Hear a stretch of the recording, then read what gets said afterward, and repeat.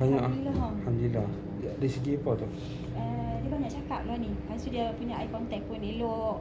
Dia banyak faham kita cakap lah. Sebelum dia faham. Tapi sikit-sikit, lambat sikit. Dia laju lah. Alhamdulillah.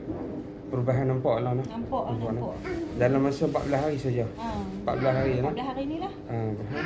Kiranya sebelum buat rawatan ni statik lah. Dia gerah dia. Dia macam ada perubahan tapi sikit, lambat. Dia laju lah 14 hari.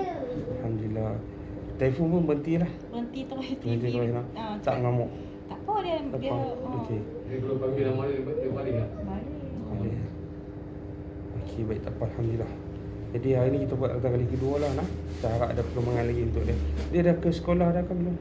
Dia tak skor. Tak sekolah dah nah. Cakap Masih tak dia dah. skor. Mungkin dia tengok TV lah tapi tak. Tak apa, kat sekolah tak apa. Sekolah kita tak boleh kawal kan. Takkan kita nak kata Yalah. tak boleh kan.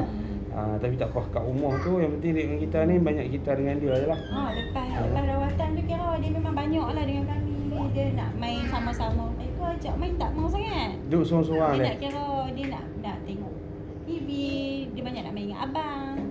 Dia banyak bawa kertas, bawa pen. Ajak main sekali. Tulis. Alhamdulillah.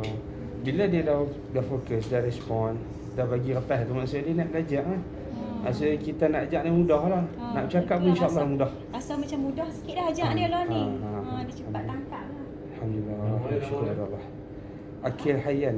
Muhammad Muhammad apa? Akil Hayyan. Ya.